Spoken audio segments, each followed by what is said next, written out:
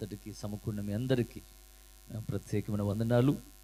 So ఇంకా నేను తడవు చేయకుండా ప్రభు నాకు ఇచ్చినటువంటి ఓ తలంపును మీ ఎదుటికి తీసుకుని రావాలని ఆశిస్తున్నాను.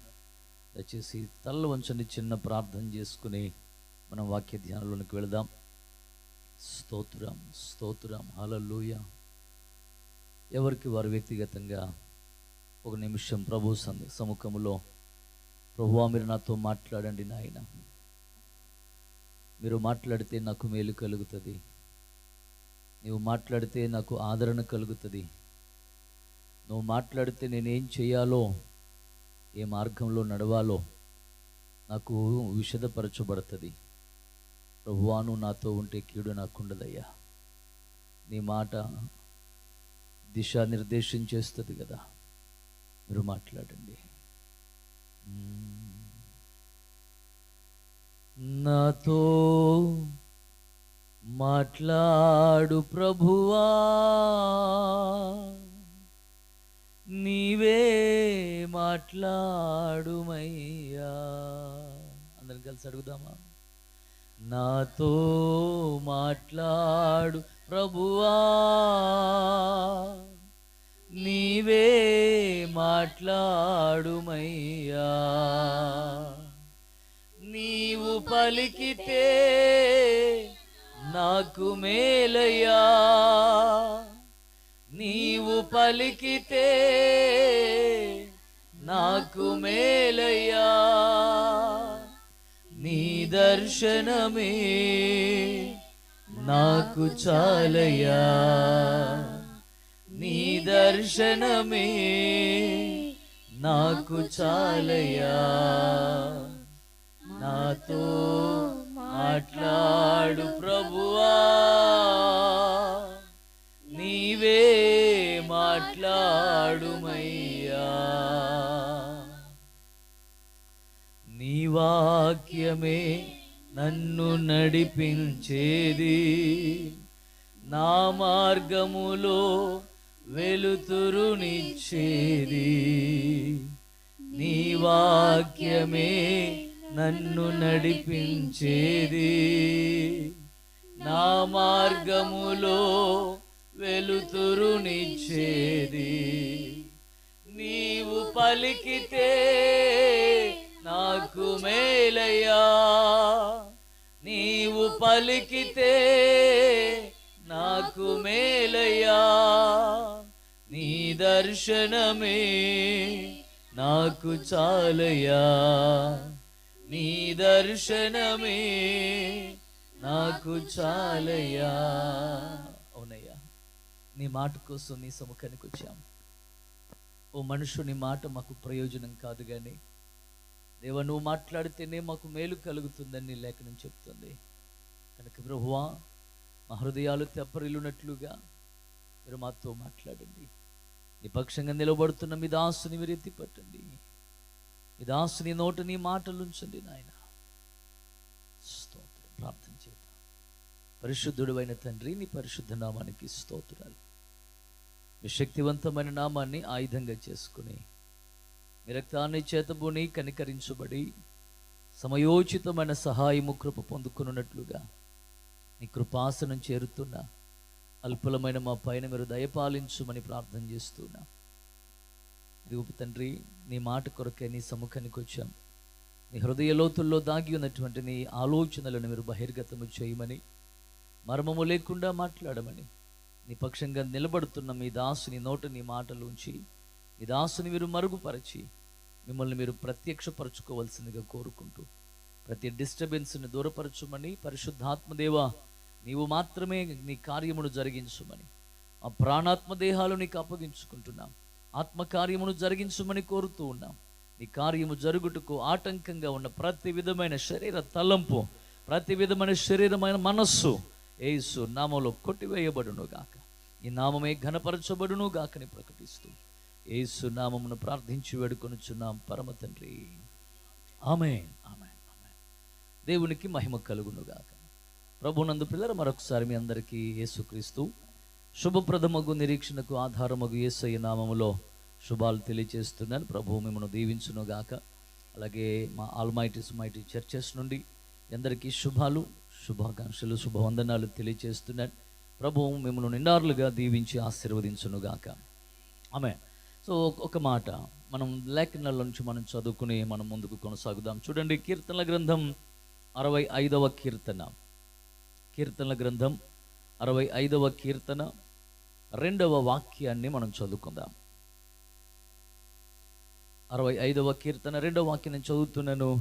ప్రార్థన ఆలకించువాడా, సర్వ శరీరులు నీ యొద్దకు వచ్చెదరు. ఆమేన్. ఈ చదవబడినటువంటి లేఖన భాగంలో భక్తుడైనటువంటి దావీదు గారు తన అనుభవాల్లో నుంచి, తన అంతరంగంలో పెళ్ళుబుకినటువంటి ఆలోచనల చొప్పున తన జీవితంలో ప్రభు ఏమై ఉన్నాడో, ఆయన ఏం చేస్తాడో, ఏం చేయగలడో అనేటువంటి విషయాలను తన జీవితంలోనికి అన్వయించుకున్నటువంటి వాడై దేవుని గొప్పతనాన్ని, దేవుని యొక్క ఔన్నత్యాన్ని వెల్లడి చేస్తూ ప్రభువుకు ఒక చక్కని పేరు పెట్టాడు. ఏంటిది ఆ పేరు అని అంటే, ఆయన పేరు ప్రార్థన ఆలకించువాడు. స్తోత్రం.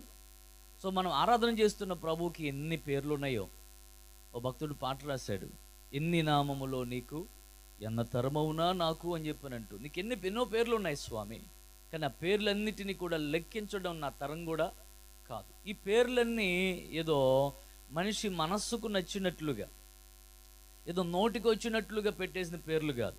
సో మనకు చాలామందికి పేర్లు ఉంటాయి, కానీ మన పేర్లకి కొన్ని సందర్భాలు అర్థము తెలియదు. మన పేరుకి అర్థమేంటి కొన్ని సందర్భాలు మనకు తెలియదు.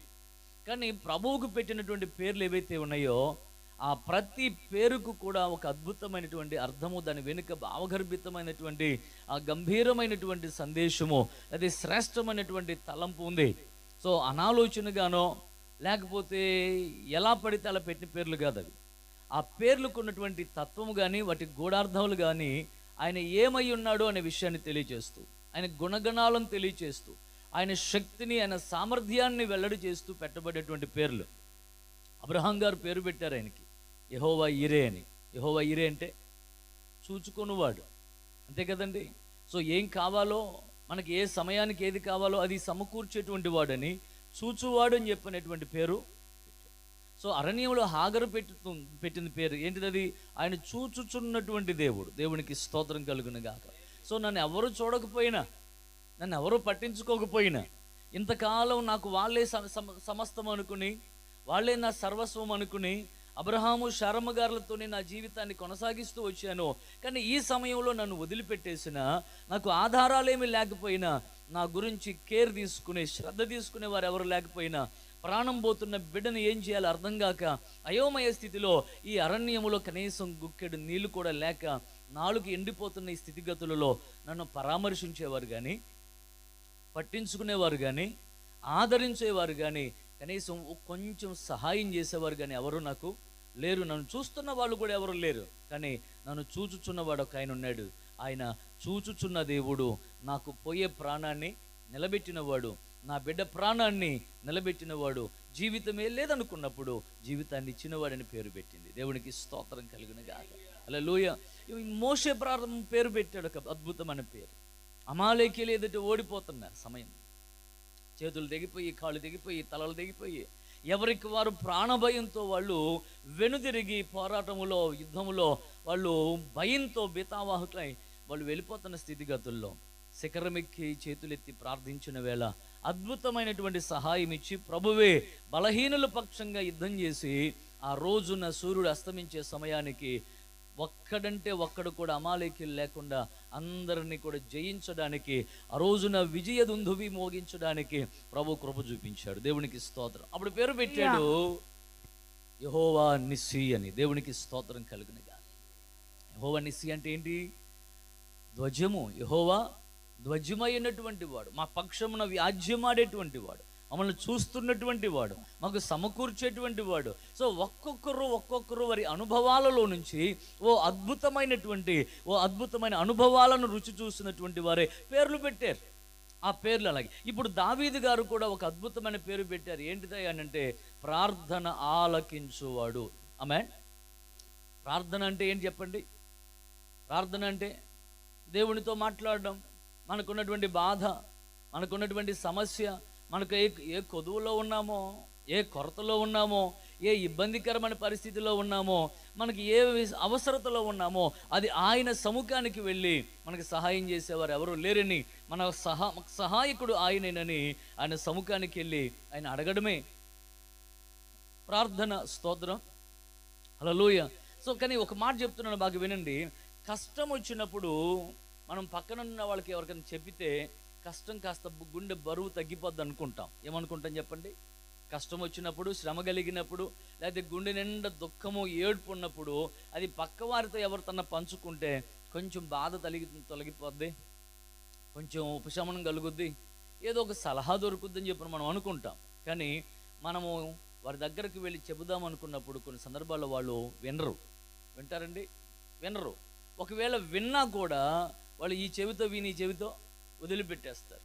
ఇంకొక రకం ఏం చేస్తారంటే, మన బలహీనతలను, మన సమస్యలను కనుక వాళ్ళ దగ్గర చెబితే వాళ్ళు ఇది తీసుకుని వెళ్ళి ఇంకొక చోట చెప్పి మనల్ని బలహీనలకు చేస్తారు, అవమానపరుస్తారు. వాళ్ళు సహాయం చేయకపోగా, ఆ బాధలో మనకి ఆసరాగా ఉండకపోగా, మనల్ని పురికొల్పవలసినటువంటి వారు సైతం, అర్థం చేసుకుని సహాయం చేయవలసిన వారు సైతం కూడా అపార్థం చేసుకోవడం జరుగుతుంది, ఆరడిపరచడం కూడా జరుగుతుంది. కానీ వినరు. మనుషుడు ఏం చేయలేడు. ఎందుకనంటే ప్రతి మనుషునికి సమస్య ఉంది, ప్రతి మనుషునికి ఒక్కొక్క విధమైనటువంటి బాధ ఉంది. సమస్యలు లేని వాళ్ళు ఎవరైనా ఉన్నారండి? ఏమండోయ్, సమస్యలు లేని వాళ్ళు ఎవరైనా ఉన్నారా? బాధ లేని వాళ్ళు ఎవరైనా ఉన్నారా? రోగం లేని వాళ్ళు ఎవరైనా ఉన్నారా? భూమి మీద మనము తోలు శరీరంతో ఉన్న ప్రతి వ్యక్తికి ఖచ్చితంగా ఏముంటుంది? సమస్య ఉంటుంది. బాధ, కష్టం, కన్నీరు, రోగం. ఒక మాట చెప్తున్నాను, రోగం రాని బాడీ కానీ, రిపేర్ రాని కానీ బండి కానీ భూమి మీద ఏది ఉండదు. దేవునికి స్తోత్రం కలుగును గాక, హల్లెలూయా. సో కనుక మనం సందర్భంలో మన సమస్యను తీసుకెళ్ళి వాళ్ళతో చెబుదాం అనుకున్నప్పుడు వాళ్ళే మనకు రెండు చెప్తుంటారు. ఒకసారి రోల్ వచ్చి మధ్యలతో మొరబెట్టుకుందంట. ఎవరితో? రోల్ వచ్చి మధ్యలతో మొరబెట్టుకుందంట. మధ్యలో ఈ మనుషులకి కనీసం కొంచెం అంటే కొంచెం కూడా కనికరం లేదే. వీళ్ళు రాకెట్తో మోడంతా చితగొట్టేస్తున్నారు. వీళ్ళు ఏం మనుషులు అసలు? కనీసం కొంచెం అన్న కనికరం లేకుండా దబా దబా దబా దబా రెస్ట్ లేకుండా వీళ్ళు ఎదురుబోదురు వేసి మరి కొట్టేస్తున్నారంట. వచ్చే రోలా, నీ పని ఇంకా బెటరు, నా పని అడ్డంగా పడుకోబెట్టి అటుపక్క ఇటుపక్క కొట్టేస్తున్నారు, నీకు ఒక పక్కనే, నాకు రెండు పక్కలు అందంట మధ్యలో. సో మన పరిస్థితి, మనుషుల జీవితాలు అలాగే ఉంటాయి. సో మనం ఎవరికి చెప్పుకుందామన్నా మన పరిస్థితులకు మార్పు రాదు, సహాయము దొరకదు. కానీ మన ప్రార్థన ఆలకించి మనం ఏం చెబుతున్నామో, మన గోడేంటో, మన బాధ ఏంటో మనం చెప్పిన దాన్ని ఖచ్చితంగా విని దానికి తగిన రీతిగా ప్రతిస్పందించేటువంటి దేవుడు మనం ఆరాధన చేస్తున్నటువంటి నజరేయుడైన యేసయ్య. దేవునికి స్తోత్రం కలుగును గాక. మీరు ఈ 7 వారాలు ఉపవాసం ఉండి దేవుని సన్నిధిలో ఏం చేశారు? ప్రార్థన చేశారు. మీరు ఏ ప్రార్థన చేశారో నాకు తెలియదు, ఏమని ప్రార్థన చేశారో నాకు తెలియదు. ఎందుకని? హృదయమును అంతరంగమును చూస్తున్నవాడు ఆయన, మన పరిస్థితులను మార్చువాడు ఆయన అని హృదయములో గూడు కట్టుకుని పోయిన దుఃఖాన్ని ఒక రకంగా కన్నీళ్ళ రూపంలో మీరు ఆ బాధని ప్రభు పాద సన్నిధిలో దించుకుని మీరు ప్రార్థన చేసి ఉంటారు. కానీ ఈరోజు నేను చెబుతున్న ఒక మంచి మాట ఏంటంటే, మనం ఆరాధన చేస్తున్నటువంటి ప్రభువు, మన ప్రార్థన ఆలకించేటువంటి వాడైన ఆయన, మనము కొంచెం అడిగితే ఇంత చేసి పెట్టే దేవుడు. స్తోత్రం, హల్లెలూయా. ఆ మాట చూడండి ఒకసారి. ఎఫెసీ పత్రిక 3వ అధ్యాయము, ఎఫెసీ పత్రిక 3వ అధ్యాయము 20వ వాక్యం. ఎఫెసీ పత్రిక 3వ అధ్యాయము 20వ వాక్యం. మనలో కార్యసాధకమైన తన శక్తి చొప్పున మనము అడుగు వాటన్నిటికంటేను ఊహించు వాటన్నిటికంటేను అత్యధికముగా చేయ శక్తి కలిగిన దేవుడు మనం ఆరాధన చేస్తున్న ప్రభువైన యేసుక్రీస్తు. దేవునికి స్తోత్రం కలుగును గాక, హల్లెలూయా. ఆయన ఎవరయ్యా అంటే, మనం అడిగిన దానికంటే అత్యధికంగా చేసే దేవుడు. చెప్పండి ఒకసారి ఆ మాట. మనం అడిగిన దానికంటే అత్యధికంగా చేసే దేవుడు, ఊహించిన దానికంటే ఉన్నతంగా చేసే దేవుడు. స్తోత్రం, హల్లెలూయా. ప్రభు దగ్గరకు వచ్చి మనం ఏం చేస్తాం? కొంచెం అడుగుతాం, అంతేనండి. అంతే కదా. ఉన్న పరిస్థితుల్లో ఈ విజయవాడ మహానగరంలో నేను మందిరం కొరకు 1 సెంటు స్థలం అడిగాను. పడమట్ల లంకలో పరిచర్య చేస్తున్న సందర్భంలో 1 సెంటు చాలే, ఎందుకంటే నా స్తోమత అది, నా పరిస్థితి ఆ సమయానికి 1 సెంటు కూడా కొనడానికి అవకాశం లేని పరిస్థితులు. పనమట్లంకలో ఒక గజం ఎంత ఉందయ్యా అంటే రమరమి 80,000 దగ్గరకు ఉంది, 80 నుంచి 90,000 వరకు. సో 1 సెంటు నాకు అనుగ్రహించు అని చెప్పని ప్రార్థన చేస్తూ వచ్చినటువంటి వాడిని. మనకున్నటువంటి పరిధులను బట్టి, మనకున్న అవసరతలను బట్టి, మనకున్న శక్తి స్థాయి సామర్థ్యాన్ని బట్టి కొంచెంగా అడుగుతాం, కానీ దేవుడు ఏం చేస్తాడట? అత్యధికంగా చేస్తాడు. దేవునికి స్తోత్రం. మనం ఊహించిన దానికంటే కూడా ఉన్నతంగా చేస్తాడంట. ఊహ ఎట్లా ఉంటుంది? మనం ఇక్కడే ఉంటాం, మన ఊహ ఎక్కడ ఉంటుంది చెప్పండి? అమెరికాలో ఉంటుంది. మనము రోడ్డు మీద నడుస్తూ ఉంటాం, ఆడి కారులో మనం వెళ్తున్న ఫీలింగ్ ఉంటుంది, మన ఊహ. దేవునికి స్తోత్రం కలుగును గాక. కానీ విచిత్రం ఏంటో తెలుసా? ఆ ఊహకు మించిన కార్యాలు చేస్తాడట. దేవునికి స్తోత్రం. ఎందుకంటే ఆయన సరిహద్దులు లేనివాడు. మనము సరిహద్దులు కలిగిన వాళ్ళం, మనం లిమిటేషన్స్ కలిగిన వాళ్ళం. మనము ఇది అది అది అనుకుంటూ మన పరిచయాలు ఎంతవరకు ఉన్నాయో అంతవరకు ఆలోచన చేసి మనం ఆయన దగ్గరికి వెళ్ళి అడుగుతూ ఉంటాం. కానీ ఒక మాట గుర్తుపెట్టుకోనండి, మనం ఆరాధన చేస్తున్న దేవుడు సర్వ భూమికి మహారాజు. దేవునికి స్తోత్రం. హల్లెలూయా. కనుక ఆయన దగ్గర మనం ఏదైతే అడిగామో అడిగిన దానికంటే అత్యధికంగా ప్రభువు చేసి తను ఏమై ఉన్నాడో రుజువుపరుచుకుని మన ద్వారా తన మహిమ కలిగిన కార్యాలను లోకానికి ప్రస్ఫుటంగా కనపరిచి ప్రజలను తన వైపుకు ఆకర్షించి తన మహిమకు ప్రతిబింబాలుగా మనము ప్రకాశించాలని, ఈ లోకములో నడయాడాలని ప్రభు ఆశిస్తున్నటువంటి వాడు. మనం ఎవరమయ్యా అంటే ఆయన పిల్లలం. చెప్పండి, మనం ఎవరం? ఆయన పిల్లలం కదండి. సో మనం ఆయన మహిమ ప్రతిబింబాలం. సో ఆయన పిల్లలమైన మనలో ఆయన మహిమ కనపడాలి, ఆయన ప్రేమ కనపడాలి, ఆయన శక్తి కనపడాలి, ఆయన వైపుకు ఆకర్షించగలిగిన లోకాన్ని ఆయన వైపుకు ఆకర్షించగలిగిన స్థితిగతులు కనపడగలగాలి. ఈరోజున నేను కొంతమంది వ్యక్తులను సమయాన్ని బట్టి నేను మీ ముందుకు తీసుకుని రావాలని ఆశిస్తున్నాను. మనకందరికీ కూడా బాగా తెలిసినటువంటి ప్రియ తల్లి ప్రార్థనా పరులకి ఓ చక్కటి మాదిరికరమైనటువంటి తల్లి ఎవరయ్యా అంటే హన్నమ్మ గారు. ఎవరు చెప్పండి? అన్నగారు. సో ఈవిడ హృదయంలో ఉన్నటువంటి బాధ వేదన ఏంటంటే, కొన్ని వివాహమైంది కానీ కొన్ని సంవత్సరాల నుంచి ఏమి లేదు, గర్భఫలం లేదు, పిల్లలు లేరు. తనకున్నటువంటి బాధ, తనకున్నటువంటి శ్రమ రకంగా ఏ కోశాన కూడా భోజనం చేసే పరిస్థితులు, భోజనం చేసే సమయానికి కావచ్చు, కాస్తంత విశ్రాంతి తీసుకునే సమయానికి కావచ్చు, శుభకార్యాలకు కావచ్చు, సంతోషంగా ఒకవేళ విహారయాత్రలకు లేదా ఎక్కడికైనా బయటికి వెళదామనుకున్న సమయాలకు కావచ్చు, తనకున్నటువంటి ఎదురవుతున్న పరిస్థితుల్లో వేదన భరితం అయిపోయి, కన్నీటి పర్యంతం అయిపోయి, తినే 4 మెతులు కూడా తినకుండా ఏడుస్తూ రకంగా తన కన్నీటి చేతనే తలగడను తడిపేస్తూ రోజులు గడిపేస్తున్న పరిస్థితులు, నింద అనుభవిస్తున్న పరిస్థితులు. నువ్వు గొడ్రాలవి, నువ్వు ఎండిన చెట్టు, నీకు పిల్లలను గురించినటువంటి మమకారం కానీ, అదే పిల్లలను గురించినటువంటి ప్రేమ కానీ నువ్వు తెలియనటువంటి దానివి. నువ్వు ఎక్కడ వెళితే, ఎక్కడ ఎదురొస్తే అక్కడ ఎండిపోయే పరిస్థితులు అని చెప్పి మనం చూస్తుంటాం సమాజంలో. పిల్లలు కననటువంటి స్త్రీ లేదా గొడ్రాలుగా ఉన్నటువంటి వ్యక్తి గురించి ఎదుర్కొంటున్న మాటలు కావచ్చు, లేదా పరిస్థితులు కావచ్చు, నింద అవమానాలు కావచ్చు, ఎంత తీవ్రంగా, ఎంత భయంకరంగా ఉంటాయో. బహుశా ఇలాంటి స్థితిగతుల్లో ఆవిడ దేవుని సముఖానికి ఏటేటా వెళ్తుందట, ప్రార్థన చేస్తుందట. స్తోత్రం. వినండి. సో ఏటేటా వెళ్తుంది దేవుడి మందిరానికి, ప్రతి సంవత్సరం వెళ్తున్నారు, ప్రార్థన చేసుకుంటున్నారు, బలులు అర్పిస్తున్నారు, వస్తున్నారు. కానీ ఎందుకునో తనకు మాత్రము రోజున హృదయంలో ఆశ కలిగింది. హృదయంలో ఉన్న బాధ అంతటిని తీర్చగలిగిన వాళ్ళు, ప్రేమించే భర్త ఉన్నా, ఇంటి నిండా ఆస్తున్నా, లేదా చక్కటి బహుమానాలు ఇవ్వగలిగినటువంటి భర్త, నేను 10 మంది కుమారులతో నేను సమానం కాదా, ఎందుకు ఏడుస్తున్నావు అని చెప్పని ఆదరించేటువంటి భర్త. ఇలాంటి భర్త ఉంటే చాలా సంతోషం అండి భార్యకి కదండి. కడుపులో పెట్టుకుని ఆదరించి కష్టంలో రకంగా ఓదార్చేటువంటి భర్త ఉంటే స్త్రీకి చాలా సంతోషం. కానీ ఇలాంటి భర్త ఉన్నప్పటికీ కూడా ఆమె సంతోషంగా ఉండలేకపోతుంది. ఎందుకంటే సూటిపోటి మాటలు ఎక్కువైపోయింది. భోజనం చేద్దాం అనుకునేసరికి ఈ మాటలు జ్ఞాపకం వస్తున్నాయి. మనుషులు కనపడేసరికి ఆ మాటలు వినపడి రకంగా అడుగు ముందుకు వేయలేక, ఏ పని చేయలేక, 4 మెతుకులు తినలేక రకంగా బాధ, జీవితం మీద విరక్తి వచ్చే పరిస్థితుల్లో దేవుని సముఖానికి వెళ్ళింది. ఓ రోజున బయట అందరూ కూడా చక్కగా విందు చేసుకుంటున్నారు, చక్కగా వాళ్ళు తిని ఎంజాయ్ చేస్తున్నారు, సంతోషంగా ఉన్నారు, అందరూ ఆహ్లాదభరితంగా. సంవత్సరానికి ఒకసారి మందిరానికి వచ్చి అక్కడ చక్కగా విందు చేసుకుని పరామర్శించుకుని చేసుకుంటూ ఉంటారు. అలాంటి పరిస్థితుల్లో ఈవిడ అందరితో పాటు కలిసి వెళ్ళి తినక తిండిని పక్కకు పెట్టేసింది, ఎంజాయ్మెంట్ పక్కకు పెట్టేసింది, ప్రభువు సముఖంలోనికి వెళ్ళి ప్రార్థన చేస్తుంది. స్తోత్రం. హల్లెలూయా. ప్రభు సముఖంలోనికి వెళ్ళి ప్రార్థన చేస్తుంది, ఏడుస్తుంది ఏడుస్తుంది ఏడుస్తుంది. తన హృదయంలో ఉన్న బాధ అంతా కూడా కృమ్మరిస్తుంది. మాట్లాడడానికి కూడా ఓపిక లేక మూల్గులతోనే బాధను చెప్పుకుంటా ఉంది. నేను ఈరోజు చెప్పాలనుకున్న ఒక మాట బాగా వినండి. మనము ప్రార్థన చేసేటువంటి ప్రార్థనలు కొన్ని సందర్భాల్లో బిగ్గరగా ప్రార్థన చేస్తాం, సుదీర్ఘమైన ప్రార్థనలు చేస్తాం, కన్నీటితో మనము ఏడ్చి మనం ప్రార్థన చేస్తాం.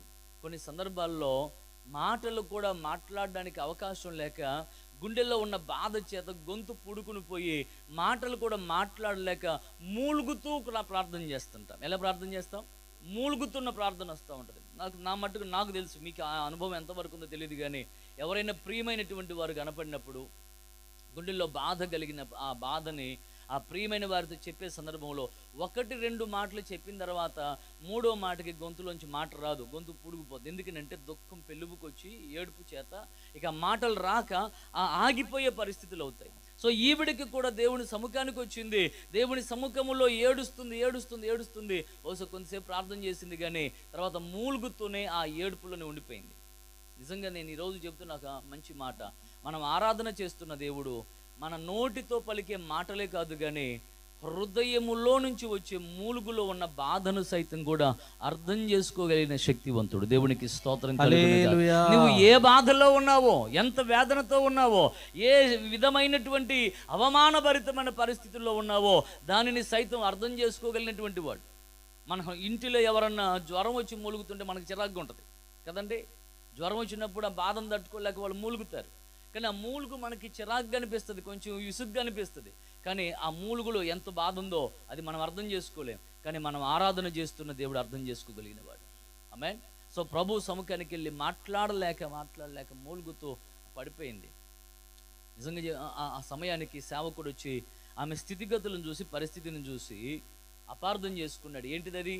బయట జరుగుతున్న పరిస్థితి ఒకటి, ఇక్కడ కంటి ముందు కనపడుతున్న పరిస్థితి ఒకటి. బహుశా అనుకున్నాడు ఈయన, బయట ద్రాక్షరసము తిని తాగేసేసి ద్రాక్షరసం తాగి మత్తురాలైపోయి వచ్చి ఇక్కడ పడిపోయిందని చెప్పి అనుకుని, ఏమమ్మా నీకు స్థలమేమి లేదా? నువ్వు బయట తిని తాగేసి వచ్చి ఇక్కడ మత్తురాలు అయిపోయి పడిపోవడానికి ఇది దేవుని మందిరం ఏమనుకున్నావు నువ్వు? నువ్వు ఇక్కడికి వచ్చి బలిపీఠం దగ్గరకు వచ్చి నువ్వు ఇట్లా పడిపోయావు లేలే అన్నట్టుగా మాట్లాడితే ఆవిడ అంటున్న మాట, అయ్యా నీ దాసురాలనైనా నేను మత్తురాలను కాలేదయ్యా. ఏం చేస్తున్నాను నేను? నా దేవుని సముఖములో నా మనోవేదనను నేను ఆయన ఎదుట నేను కృమ్మరించుకుంటున్నాను బాబు. నేను మత్తురాలను కాలేదు, నేను కనీసం నా కడుపులో ఉన్న ఆకలి తీర్చుకోవడానికి 4 మెతుకులు కూడా నేను తినలేదయ్యా, ఉపవాసం ఉన్నాను. ఈ రోజున మీరు ఉపవాసం ఉండి ఈ 7 వారాలు మీరు చేస్తున్న ప్రార్థనలు, బయట తినేవాళ్ళు తింటున్నారు, తాగేవాళ్ళు తాగుతున్నారు, కానీ తిండిని లేదా నీటిని లేదా సంతోషాన్ని సుఖాన్ని మీరు పక్కకు పెట్టి దేవుని సముఖంలో మీరు పెనుగులాడుతూ చేస్తూ వచ్చిన ప్రార్థన ఏదైతే ఉందో ఆ ప్రార్థన విన్నటువంటి దేవుడు దానికి తగిన రీతిగా మీరు అడిగిన దానికంటే అత్యధికమైనటువంటి కార్యాన్ని ప్రభువు చేయునుగాక. ఆమేన్. ఈ మాట నేను సంతోషంగా ప్రవచన రీతిగా నేను తెలియజేస్తున్నాను. మీరు ఈ దినాలలో మీరు ఏ ప్రార్థనలు చేశారో నాకు తెలియదు, కానీ ఖచ్చితంగా ఈ ప్రార్థనలకు దేవుడు కాలానుగుణంగా మీకు జవాబును ప్రభువు ఆశ్చర్యరీతిగా ఆశ్చర్య కార్యాలు చూసిన మీ కన్నులు ఆశ్చర్యపడగలుగున్నట్లుగా దైవికమైన కార్యాలను ప్రభువు చేయబోతున్నాడు. ఆమేన్. ఆమేన్. హల్లెలూయా. మీ ప్రార్థనకు నెరవేర్పు కోసం మీరు ఏం చేయాలంటే మీరు సంతోషంతో ఈగర్గా మీరు వెయిట్ చేయగలిగిన వారుగా ఉండాలి. సో చూద్దాం ఆమె మనోవేదన ఎలా ఉందో, ఆ మనోవేదనకి తగిన రీతికి ఎట్లా ప్రార్థన చేస్తుందో చూద్దాం. ఆ ప్రార్థనలో ఈ రోజున మన ప్రార్థనలో కూడా ఈ ఒక్క మాటను మనం చేర్చుకోగలిగితే, లేకపోతే ఈ విధమైన అనుభవాన్ని మనం చేర్చుకోగలిగితే ఖచ్చితంగా మన ప్రార్థనలు కూడా మనం జవాబులు పొందుకుంటాం. ఏంటిదట? ప్రభు సముఖానికి వచ్చింది. 10వ వచనం చూడండి, సమూయేలు మొదటి గ్రంథం 1వ అధ్యాయము 10వ వాక్యం. బహుదుఃఖాక్రాంతురాలై వచ్చి యెహోవా సన్నిధిని ఏడ్చుచు ప్రార్థన చేస్తుంది. ప్రార్థన చేస్తూ బహుగా ఏడుస్తుంది.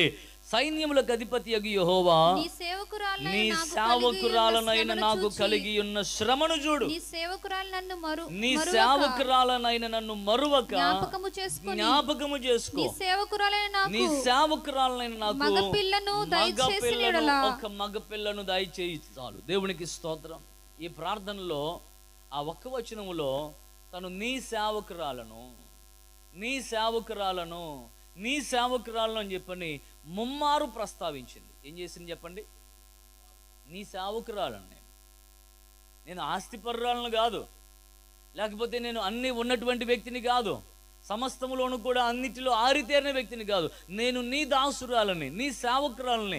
నీవు ఏది అనుమతిస్తే అది పొందుకుని దానిని బట్టి నేను నిన్ను స్తుతిస్తూ కొనసాగవలసిన వ్యక్తిని. కానీ నాకున్నటువంటి శ్రమ, నాకున్న బాధను నేను భరించలేకపోతున్నానయ్యా. నీ సేవకురాలైన నా మీద కటాక్షం కలిగించి నాకు ఒక్క మగబిడ్డ నీవు. దేవునికి స్తోత్రం.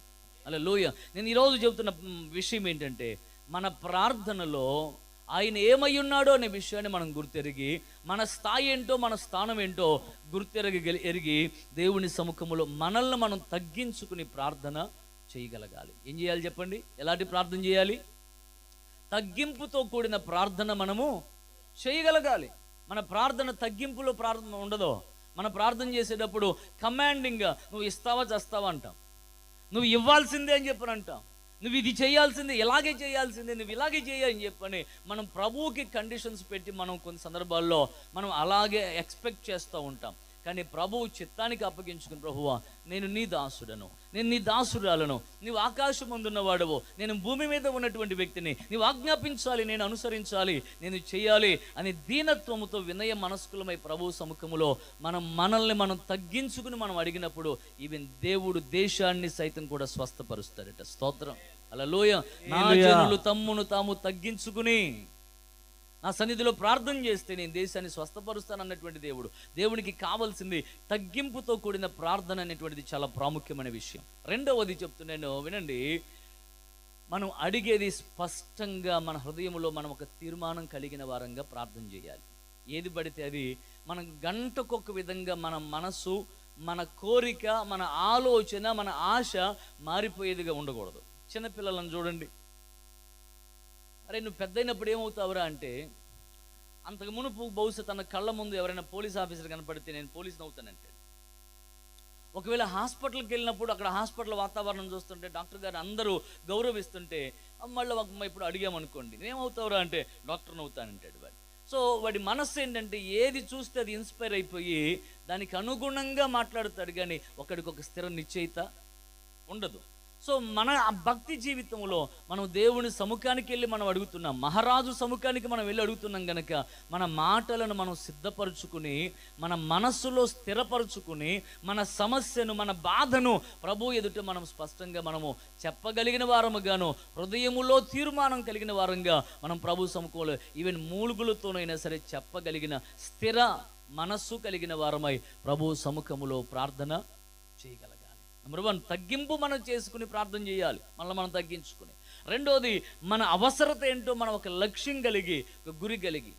సో సేవకునికి నేను ఆశిస్తున్నాను, సో మనకి ఏది అవసరమయ్యిందో, బహుశా ఒకవేళ ఉద్యోగమా, ఒకవేళ ఇల్లా, ఒకవేళ మందిరమా, ఒకవేళ ఆశీర్వాదం, అభివృద్ధి, లేదా ఒక రకంగా ఆధ్యాత్మిక స్థితిలో ఉన్నత స్థాయికి ఎదగడమా, నీ గురిని కలిగి దేవుని సముఖంలో ప్రార్థన చేయాలి. అలా నువ్వు ప్రార్థన చేసినప్పుడు ఖచ్చితంగా ప్రార్థనకు దేవుడు ఏం చేస్తాడు? జవాబును ఖచ్చితంగా ఇస్తాడు, ఇచ్చి తీరుతాడు. ఆమె మనం ఆరాధన చేస్తున్న దేవుడు చేతకాని వాడు కాదు. ఆయన సహాయం చేయకుండా ఉండడానికి ఆయన హస్తాలేం కురుచు కాలేదు. ఆయన బలహీనుడు కాదు. ఆయన నిన్న, నేడు, రేపు కూడా ఒకే రీతిగా ఉండగలిగిన వాడు. ఆయన బాహుబలము ఎప్పుడు తగ్గిపోయేది కాదు. ఆయన మాట సెలవిస్తేనే కార్యములు స్థిరపరచగలిగినటువంటి శక్తివంతుడు. అలాంటి దేవుని దగ్గర మనము మన మనస్సులో స్థిర నిశ్చయిత కలిగి మనల్ని మనం తగ్గించుకుంటూ దేవుణ్ణి గణపరుస్తూ ప్రభు సముఖములో మనము ప్రార్థించగలిగిన అనుభవంలోనికి రాగలగాలి. ఆమె ఒకవేళ దేవుని సన్నిధిలో సేవకు వచ్చి ప్రార్థన చేస్తున్నావు, సేవకుడు అపార్థం చేసుకున్నట్లుగా ఒకవేళ సేవకుడు మందలించిన, సేవకుడు గద్దించినా సరే, అక్కడ కూడా సేవకుని దగ్గర కూడా ఆవిడ ఏమంటుంది? నీ దాసురాలనైన నేను మత్తురాలను కాలేదు. దేవుని దగ్గరే కాదు, ప్రార్థన చేసేటప్పుడే కాదు, అపార్థం చేసుకున్న దేవుని సేవకుని దగ్గర కూడా, అయ్యా నేను మత్తురాలను కాలేదయ్యా, దయచేసి అపార్థం చేసుకోబాకు బాబు, నా హృదయంలో ఉన్న మనోవేదన నేను కుమ్మరిస్తున్నాను అని అనగానే దైవ సేవకుడు ఓ చక్కటి శుభవచనం పలికాడు. ఆమె ఏంటిది ఆ వచనం చూడండి ఒకసారి. 18వ వచనం నుంచి చదువుదాం మనం. 17 అంతటా ఏలి నీవు నీవు క్షేమముగా క్షేమముగా వెళ్ళుము. వెళ్ళుము. ఇశ్రాయేలు దేవునితో ఇశ్రాయేలు దేవునితో నీవు చేసుకున్న నీవు మనవిని చేసుకొనిన మనవిని ఆయన దయచేయునుగాక ఆయన దయచేయునుగాక అని ఆమెతో ఆమేన్. చెప్పగా భక్తుడు దేవుని సేవకుడు ఏలి చక్కని మాట చెప్పాడు. నీవు ఏ మనవైతే చేసుకున్నావో ఆ మనవి ప్రభువు నీకు దయచేస్తాడు అని చెప్పన్నాడు. అంతే, హృదయంలో విశ్వసించింది. ఆ తర్వాతట 18వ వచనంలో మనం చూస్తాము, ఆ స్త్రీ తన దారిన వెళ్ళిపోయి భోజనము చేయుచు నాటి నుండి దుఃఖముఖిగా ఉండుట మానెను. అంటే అప్పటి వరకు ఏం చేయట్లేదని, సరిగ్గా భోజనం చేయట్లే. ఎప్పుడు చూసినా తన ముఖంలో ఏముండేది? ఏడుపే, కన్నీరే. ఒకవేళ మనుషులన్న మాటల జ్ఞాపకం వచ్చిన ఏదన్నా పరిస్థితులు తన కంటబడినప్పటికీ ఆ సందర్భంలో ఏడుపుతోనే అన్నపానాలు ఓ రకంగా చెప్పాలంటే వాటిని విడిచిపెట్టేసి లేకుండా అతను బాధపడుతూ వచ్చింది. సో ఎప్పుడైతే దేవుని సేవకుని మాటను విశ్వసించిందో తన దారిన వెళ్ళిపోయింది ఇంటికి, మందిరం నుంచి. ఆ రోజు నుంచి ఏడవడం మానేసింది. ఆమె చక్కగా భోజనం చేయడం మొదలుపెట్టింది. రోజు చెప్తున్నాను, మీరు ఇక్కడికి వచ్చిన తర్వాత ప్రార్థన చేస్తున్నారు, దేవుని సేవకుని నోటు నుంచి ఓ అద్భుతమైనటువంటి వాగ్దానము, ఒక చక్కని శుభవచనం ప్రభు పలికాడు. ఇది దేవుని సేవకుని నోటు నుండి వచ్చిన మాట, మనుషుని మాట కాదు, దేవుని నుండి వచ్చినటువంటి మాటగా మీరు రిసీవ్ చేసుకుని దాన్ని బట్టి స్తుతిస్తూ సంతోషంతో మీరు అడుగులు ముందుకు వేస్తుంటే దానిని బట్టి ప్రభు కార్యం చేస్తాడు. దేవునికి స్తోత్రం. హల్లెలూయా. సేవకుడు ఒకవేళ యేసన్న గారు కాకపోవచ్చు, స్తోత్రం, లేకపోతే యేసన్న గారు లాంటి వాళ్ళు, లేకపోతే పాల్ దినకర్ లాంటి వాళ్ళు, లేకపోతే పీజే స్టీఫెన్ పాల్ లాంటి అలాంటి వాళ్ళు కాదు. ఒక రకంగా వాళ్ళే రావాలి, వాళ్ళు చెప్పింది వాక్యం అని కాదు. ఒక రకంగా చిన్న పిల్లాడు చెప్పిన ఆ వ్యక్తి ఇక్కడ నుండి దేవుని మాటలు పలికినప్పుడు అది దేవుని మాట. దేవుని సేవకునిలో నుంచి ప్రభువు నన్ను బలపరచడం కోసం, నా జీవితాన్ని బాగు చేయడం కోసం, నా జీవితాన్ని మార్చడం కోసం, నా కొదువులను పోడ్చడం కోసం ప్రభువు రిలీజ్ చేస్తున్న మాటని ఎవరైతే విశ్వాసంతో తీసుకుని దానికి అనుగుణంగా వారి కార్యక్రమాలు ఉంటాయో ఖచ్చితంగా వారి జీవితాల కార్యాలు జరుగుతాయి. ఆమేన్. సో దేవుని సేవకుడు మాట ఖచ్చితంగా మీరు విశ్వసించండి. ఇక్కడి నుంచి దేవుని సేవకులు నేను చూస్తున్నాను. సో చాలా సందర్భాలు అద్భుతమైనటువంటి శుభవచనాలు, చక్కటి వర్తమానాలు సో అందిస్తున్నటువంటి సేవకులను ప్రభు మంచి సేవకులను మీకు ఇచ్చారు. మీ కొరకు మిమ్మల్ని దేవుని ఎదుట ఒక మంచి యోగ్యమైన రీతిలో ప్రభు సింహాసనం ఎదుట ఆ సియోనులో నిర్దోషులుగా బహుమానం పొందుకొనగలిగినట్లుగా నిలవబెట్టాలని చెప్పని ఆశ కలిగి పరిచర్య చేస్తున్నటువంటి సేవకులు, చక్కటి సేవకులను ప్రభు మీకు ఇచ్చారు. సో ఆ సేవకుల నోట నుంచి వచ్చే ప్రతి మాట కూడా దేవుని మాటగా మనం రిసీవ్ చేసుకోగలిగితే ఖచ్చితంగా నువ్వు అడిగిన దానికంటే అత్యధికంగా ప్రభు చేస్తాడు. ఆమేన్. హల్లెలూయా. సో హన్న అడిగింది, ఏమడిగింది చెప్పండి? ఒక మగబిడ్డని అడిగింది, అంతేనండి. ఎందుకంటే ఆ మగబిడ్డ తన శ్రమ తొలగించబడ్డం కోసమట. తన మీద ఉన్నటువంటి నింద తను మొయ్యలేకపోతుంది, బాధను, ఆ భారాన్ని మొయ్యలేకపోతుంది. ప్రేమించే భర్త ఉన్నప్పటికీ, డబ్బు ఉన్నప్పటికీ ఈ శ్రమ, నింద, ఈ అవమానం మొయ్యలేకపోతుంది. నువ్వు ఒక్క మగబిడ్డిస్తే చాలయ్యా, ఆ బిడ్డని నా దగ్గర పెట్టుకుని నా కోసమే నా దగ్గర ఉంచుకుని ఊరేగను నేను, కానీ ఆ బిడ్డని తిరిగి మళ్ళీ నేను నీకే ఇచ్చేస్తాను. ఆమె మొదటి ప్రార్థన తగ్గించుకుని చేసే ప్రార్థన అయి ఉండాలి. 2 స్థిరమైనటువంటి మనస్సు కలిగి ప్రభు సన్నిధిలో అడిగే వారంగా ఉండాలి. 3వది ఏంటి అంటే ఓ సమర్పణతో మనం ప్రార్థన చేసే వారంగా ఉండాలి. ఎలా ఉండాలి? సమర్పణతో మనం ప్రార్థన చేయాలి. ఏంటిది అది? ప్రభువా ఉద్యోగం ఇవ్వయ్యా, ఉద్యోగం ఇస్తే ఆ ఉద్యోగం ద్వారా నేను నీ నామాన్ని ఘనపరుస్తాను, ఆ ఉద్యోగం ద్వారా నీ రాజ్య వ్యాప్తి కొరకు నేను వినియోగించబడతాను అన్న దృక్పథంలో గనక నువ్వు ఉండి ఓ రకమైన సమర్పణ కలిగిన వ్యక్తిగా గనక నువ్వు ఉండగలిగితే ఖచ్చితంగా ప్రార్థన దేవుడు ఆలకిస్తాడు. ఆమె ఇప్పుడు అంటున్నది, నువ్వు నాకు మగబిడ్డని ఇస్తే ఆ మగబిడ్డతోనే ఆడుకుంటూ నేను ఉన్న కూర్చోను. ఇంకో మాట చెప్తాను, అబ్రహాం గారికి లేక పుట్టాడు ఒక ఆయన. ఎవరు? కాదు ఇష్మాయేలు గారు. ఇష్మాయేలు గారు హాగరు ద్వారా పుట్టాడు. హాగరు ద్వారా ఇష్మాయేలు పుట్టే సమయానికి అబ్రహాంకి ఎన్ని సంవత్సరాలు? 86 సంవత్సరాలు. ఇక నాకు ఈ ముసలి సమయంలో, ఈ వృద్ధాప్యంలో నాకు ఒక వారసుడు వచ్చాడని చెప్పని ఆ మగబిడ్డతోనే ఆనందిస్తూ దేవునితో మాట్లాడడం మానేశాడు. దేవుని దగ్గరికి వెళ్ళి దేవునితో సహవాసం, రిలేషన్షిప్ అనేటువంటిది లేకుండా అయిపోయింది. సో ప్రభు చూశాడు. అబ్రహాం వచ్చి బలిపీఠం కడతాడేమో, బలి అర్పిస్తాడేమో, నాతో మాట్లాడతాడేమో, నేను ఇచ్చిన వాగ్దానాన్ని పట్టుకుని నేను చూపించే దేశానికి అడుగులు వేస్తాడేమో అని చెప్పని వెయిట్ చేశాడు. లేదు. ఎన్ని సంవత్సరాలు తెలుసా? 13 సంవత్సరాలు దేవుని సముఖానికి రాలేనటువంటి పరిస్థితులు అయిపోయినాయి. స్తోత్రం కలుగునుగా. ఎందుకు తెలుసా? ఈ పిల్లాడితోనే ఆనందిస్తున్నాడు. ఈ పిల్లాడే లోకంగా, ఈ పిల్లాడే బహుమానం అని అనుకుని తిరిగేస్తున్నాడు.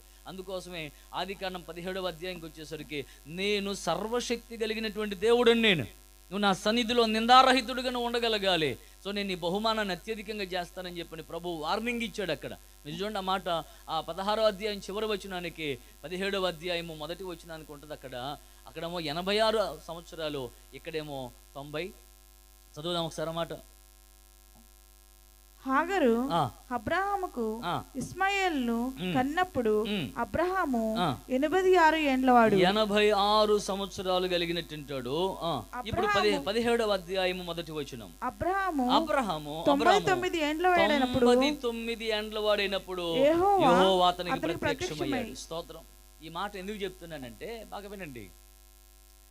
లేక లేక లేక లేక పుట్టినటువంటి బిడ్డతో ఇప్పుడు ఏం చేస్తున్నాడు అబ్రాము? ఆ బిడ్డతోనే ఆనందిస్తున్నాడు, తిరుగుతున్నాడు. సో ప్రభువా, నేను అలా కాదయ్యా, నేను ఇప్పటి వరకు పిల్లలు లేక నేను బాధపడ్డాను, నిందపడ్డాను. నువ్వు పిల్లాడిని ఇస్తే ఆ పిల్లాడితోనే నీ మందిరాన్ని మానేసి, నీ పని మానేసి, లేకపోతే నీ మార్గాలను మానేసి నేను ఆడుకోను. ఆ బిడ్డని తీసుకొచ్చి నీ మందిరంలోనే నీ పని కొరకే నీకే అప్పగిస్తాను. నేను ఈ శ్రమని, ఈ బాధని, నిందను భరించలేకపోతున్నానయ్యా, అదొక్కటి తీసి నాకు చాలు. స్తోత్రం. ఎంత అద్భుతమైనటువంటి ప్రార్థన.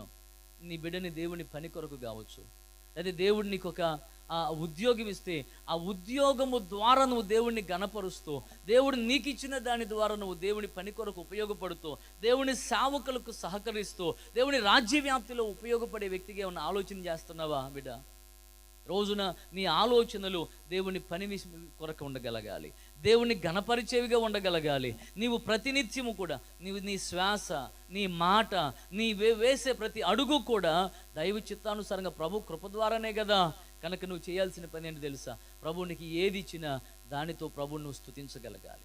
నేను ఈ రోజున ఏమై ఉన్నానో అది దేవుని కృప వల్ల ఉన్నాను అని చెప్పనేటువంటి ఆలోచన కలిగి భక్తులు చక్కని పాట రాశారు. నేనేమై ఉన్నానో, నేనేమైనా ప్రభువా నిన్నే స్తుతిస్తాను, నాకేమున్నా ప్రభువా నీకర్పిస్తాను.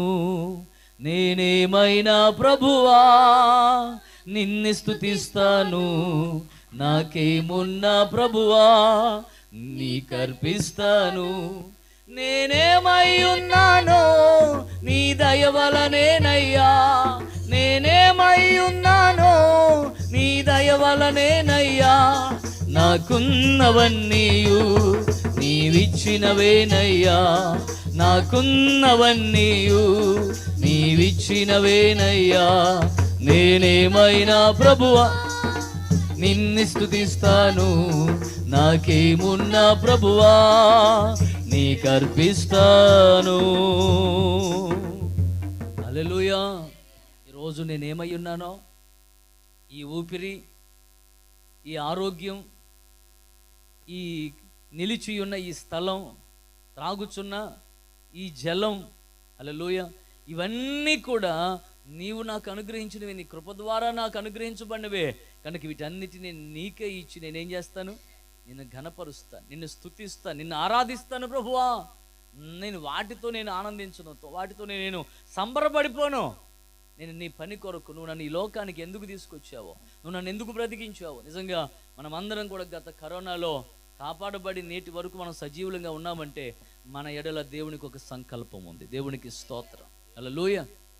మాట చెప్పనా, 2020వ సంవత్సరం ఆగస్టు 14వ తారీఖు రాత్రి కరోనా పాజిటివ్ అయ్యి మరణంతో ఇంట్రాక్ట్ అయిపోయి రకంగా లాస్ట్ మినిట్లో నేను ఉన్నాను. ఇంకా నాకు నా లైఫ్లో ఆగస్టు 15 ఇంకా లేదు. ఆగస్టు 15 చూస్తానన్నటువంటి భరోసా నాకు లేదు. మరణం నాతో మాట్లాడుతుంది, నీవు ఇంతవరకు చేసిన భక్తి వేస్ట్ అయిపోయింది, ఇంకా నీ చాప్టర్ క్లోజ్ అయిపోయింది, ఇంకా సో ఇంక నువ్వు లేదు, ఇంకా నీకు లైఫ్ లేదు అని చెప్పినట్టు మాట్లాడుతుంటే ప్రభు సముఖంలో ప్రార్థన చేశాను. ప్రభువా, అప్పటి వరకు రకంగా చచ్చిపోతే బాగుండు అనుకుంటుండేవాడిని.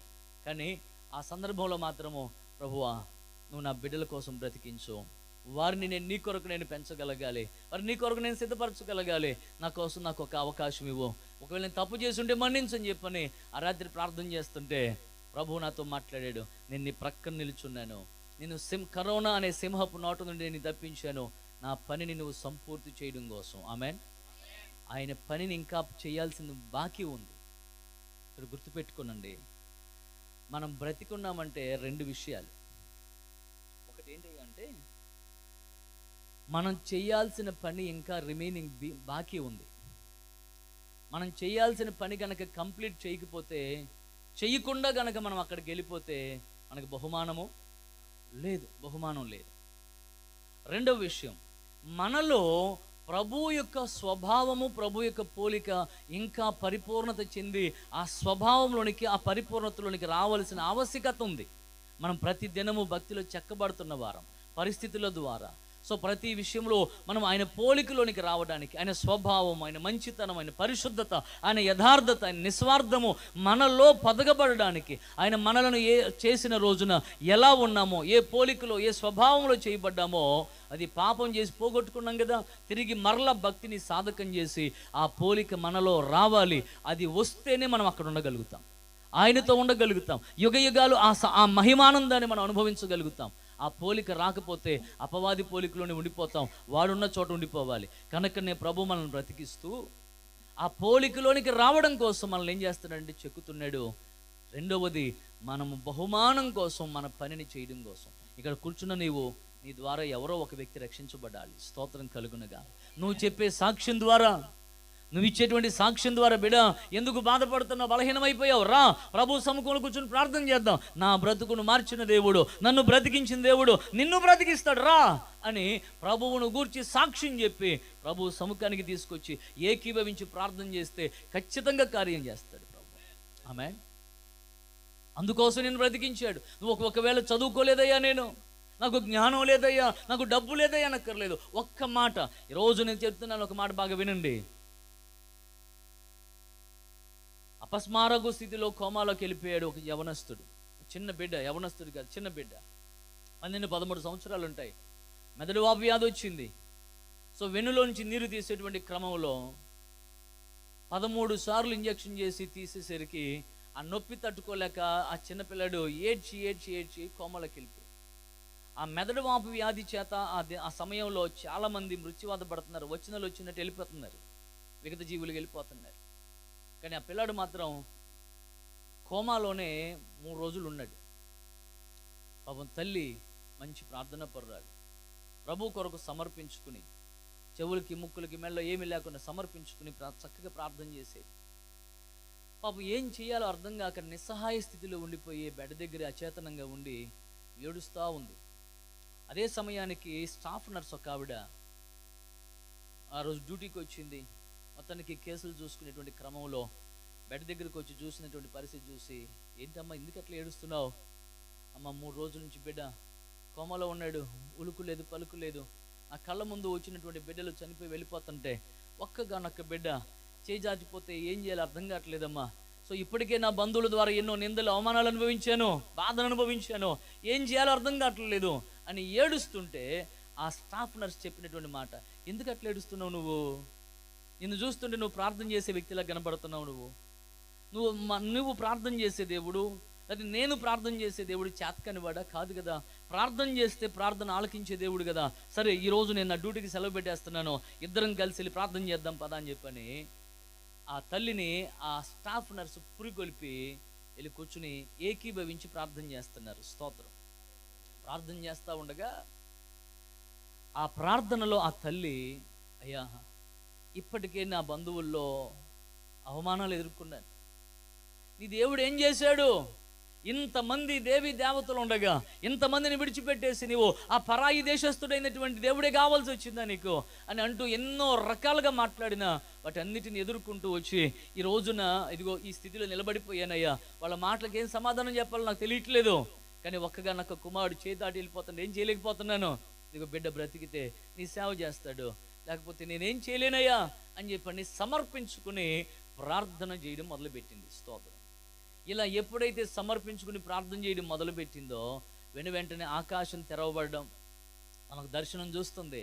ఆకాశం తెరవబడడం, యేసుక్రీస్తు ప్రభు వారు ఇద్దరు దూతలతో, ఒక దూత చేతిలో స్టెత్, మరొక దూత చేతిలో సిరంజితో దిగి వచ్చి ఆ పడుకున్నటువంటి బిడ్డ యొక్క నుదుటి మీద ఇంజెక్షన్ చేయడం కన్నులారా చూసింది.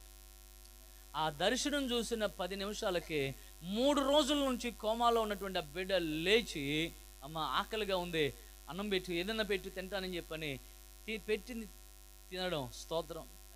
అద్భుతమైనటువంటి స్వస్థత పొందుకుని ఇప్పుడు ఆ వ్యక్తి సేవకుడిగా పరిచర్య చేస్తున్నాడు. దేవునికి స్తోత్రం.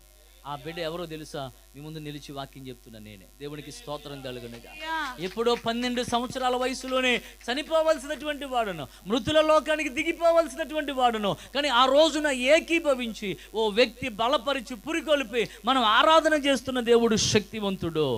మన ప్రార్థన ఆలకించే దేవుడు, నీ జీవిత స్థితిగతులన్నీ మార్చగలిగినటువంటి సామర్థ్యం కలిగిన వాడు. రా ప్రార్థన చేద్దాం. పాపం తన డ్యూటీ త్యాగం చేసేసింది ఆ రోజున. ఆ తల్లి పేరు ప్రమీల గారు. మచిలీపట్నం జనరల్ వార్డులో 23 నెంబర్ వార్డు పిల్లలు మొట్టమొదటి బెడ్ నాది. ఆ బెడ్ మీద 3 రోజులు కోమాలో ఉన్నా నేను. స్తోత్రం. హల్లెలూయా.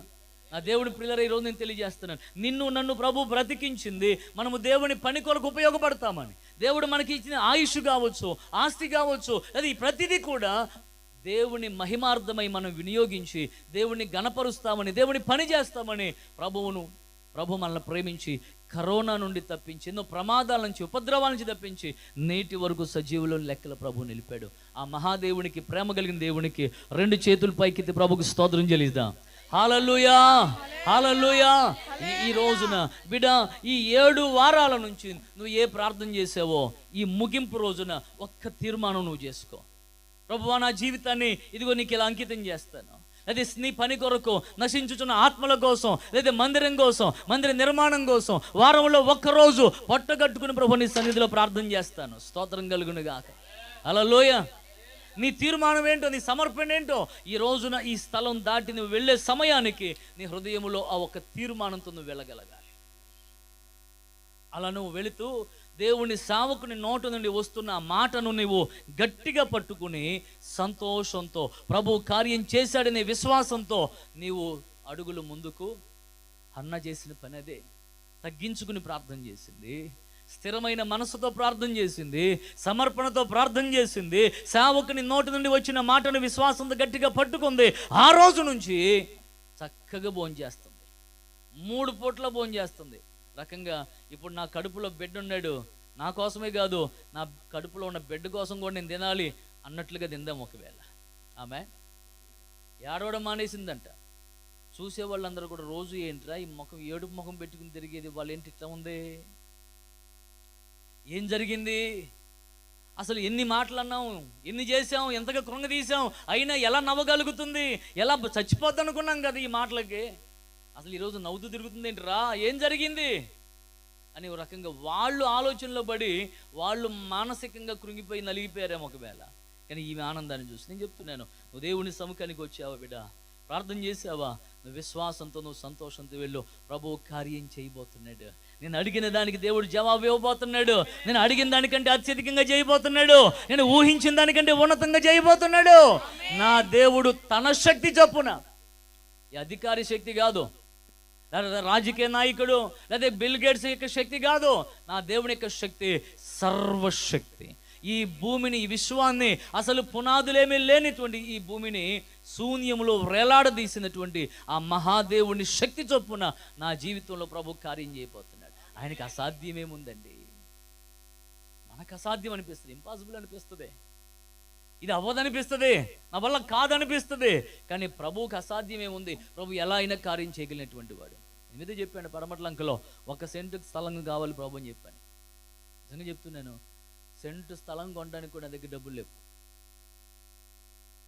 రాబోయే దినాల్లో ఉన్నటువంటి పరిస్థితులను ప్రభు ఎరిగినటువంటి దేవుడు అద్భుతంగా 2.5 సెంటుని సింపుల్గా తీసుకొచ్చి అక్కడ పెట్టాడు. దేవునికి స్తోత్రం కలిగింది. ఆ 2.5 సెంట్లో ఒక అద్భుతమైనటువంటి మందిరం కట్టబడింది. ఆ మందిరంలో ఇప్పుడు 2 ఆరాధనలు జరుగుతున్నాయి అక్కడ. నేను అడిగింది 1 సెంటే, కానీ ప్రభు ఇచ్చింది 2.5 సెంట్ ఇచ్చాడు. స్తోత్రం. పడమట్ల అంకలో ఇప్పుడు అద్భుతంగా జరుగుతుంది ఆరాధన. అయ్యగారు కూడా చాలాసార్లు వచ్చారు అక్కడికి. చెప్తున్నాను, మనం దేవుని సముఖంలో కొంచెమే అడుగుతాం, మన స్థాయికి మన బలహీనతలను, లేదా మన చుట్టూ ఉన్న పరిచయాలు, మన సహవాసాలు, వీటిని చూసి మనం కొంచెమే అడుగుతాం, కానీ దానికి రెట్టింపు చేయగలిగిన దేవుడు, మన ఊహల్లో ఉన్న దానికంటే ఉన్నతంగా చేయగలిగిన దేవుడు. మరి చెప్తున్నాను, ఈ హన్న ఒక్క మగబిడ్డని అడిగింది, ఆ బిడ్డని తీసుకొచ్చి మరలా తను చెప్పిన మాట ప్రకారంగా ప్రభు సన్నిధిలో పెట్టేసింది. సర్లే పో, నువ్వు అడిగినట్టుగా చేసేసాను పో అన్నాడు ప్రభు. లేదు లేదు, ఏం చేశాడు చూడండి. మళ్ళీ ఆ అధ్యాయం 2వ అధ్యాయము 21వ వాక్యం వచ్చేసరికి చూడండి ఒకసారి, అద్భుతమైన చక్కని మాట ఉంటుంది. యెహోవా హన్నాను దర్శింపగా ఆమె గర్భవతి అయి 3 కుమారులను 2 కుమార్తెలను కనెను. అయితే బాలుడగు సమూయేలు యెహోవా సన్నిధిని ఉండి ఎదుగుచుండెను. ఇప్పుడు ఎంతమంది పిల్లలు హన్నా గారికి? హల్లెలూయా. ఆమె అడిగింది ఎంతమందిని? ఒక్కళ్ళనే కదా. దేవుడు ఎంతమందిని ఇచ్చాడు? బా, మన దేవుడు అన్యాయస్తుడు అంటారండి? కాదుగా. ఒక మాట చెప్తున్నా, దేవుని సముఖానికి వచ్చి మనం గుప్పెడు ఇప్పితే, గుప్పెడు విత్తుకుంటే ఆయన ఏం చేస్తాడు తెలుసా? ఆకాశపు వాకిళ్ళు విప్పుతాడట. మనం విత్తేది కొంచెమే, మనం విత్తేది 10వ వంతే. స్తోత్రం. మనం రూపాయి విత్తితే ఆయన 10 రూపాయలు ఇస్తాడు. ఏ మనుషుడికి ఎవరికి దేవుడు బాకీ కాదు, ఎవరికి అన్యాయస్తుడు కాదు. నువ్వు ఎలా ప్రార్థన చేస్తున్నావో, నువ్వు ఎలా పరిచర్య చేస్తున్నావో, నువ్వు ఎలా దేవుని పని కొరకు ఖర్చు అవుతున్నావో, నువ్వు ఎలా దేవుని పని కొరకు ఖర్చు పెడుతున్నావో, దానిని బట్టి ప్రభువు నీ జీవితంలో కార్యము చేయుట కొరకు కూడా సామర్థ్యం కలిగిన వాడుగా ఉన్నాడు. నీ సమర్పణ బట్టే, నువ్వు దేవుని కొరకు ఖర్చు అయిపోయేదాన్ని బట్టే ప్రభువు ఏం చేస్తాడు? నిన్ను వాడుకుంటాడు, వినియోగించుకుంటాడు. ఆమేన్. హల్లెలూయా. నా దేవుని ప్రియులారా, ఈరోజు నేను మంచి మాట చెప్తున్నాను. మన దేవుడు ప్రార్థన ఆలకించే, చెప్పండి, ప్రార్థన ఆలకించే దేవుడు, అడిగిన దానికంటే అత్యధికంగా చేసే దేవుడు, ఊహించిన దానికంటే ఉన్నతంగా చేసే దేవుడు. మనం 1 అడిగితే 6 ఇవ్వగలిగిన దేవుడు. ఆమేన్. ఇలా చెప్పుకుంటూ వెళ్తే బైబిల్లో చాలా మంది భక్తులు ఉన్నారు. ఇంకొక భక్తుడిని మీకు చూపించేసి నేను ముగించేస్తాను త్వరగా. ఆ భక్తుడు మనకు అందరికీ బాగా తెలిసిన భక్తుడు సొలొమోను గారు. సొలొమోను గారు మహారాజు అయ్యాడు. చాలా ఘనపరచబడినటువంటి వ్యక్తిగా, ఘనుడిగా ఉన్నాడు. వాస్తవానికి డబ్బు, ఆస్తి, ఐశ్వర్యం, పలుకుబడి, గొప్పతనం, కీర్తి, ప్రతిష్టలు ఉన్నటువంటి వ్యక్తికి ప్రార్థన చేయాల్సిన ఆవశ్యకత ఉంటుందంటారా? ఉండదు. మాకెందుకండి ప్రార్థన అనేవాళ్ళు చాలామంది ఉంటారు. ప్రార్థన రోగం ఉన్నవాడు చేసుకుంటాడు, ప్రార్థన అప్పులు ఉన్నవాడు చేసుకుంటాడు. నిజమే. నిజంగా అలాగే గనక ఉంటే, ఓ భక్తుడు చెప్పాడు నా చిన్నతనంలో, ఓ వ్యక్తి దేవుని దగ్గరికి రావాలంటే జబ్బన్న రావాలి, డబ్బన్న పోవాలి. దేవునికి స్తోత్రం కలుగునుగా. ఏమవ్వాలంట? జబ్బన్న రావాలి, డబ్బన్న పోవాలి. ఈ ఏది జరిగితే తప్ప ఒంట్లో ఉన్న ఇదేది షుగర్ రాకముందు పోటీ ఉంటుంది, ఇది పొగరు. దేవునికి స్తోత్రం కలుగును. సో ఇది పోదంట. కానీ సొలొమోను గారికి డబ్బు ఉంది, జబ్బు లేదు. చక్కగా ఘనుడు ప్రభు సముఖానికి వచ్చి అతడు ప్రార్థన చేస్తున్నాడు. అవసరత లేదు అసలు. ప్రభు సముఖానికి వచ్చి ప్రార్థన చేయాలన్న నెసెసిటీ అవసరత లేదు.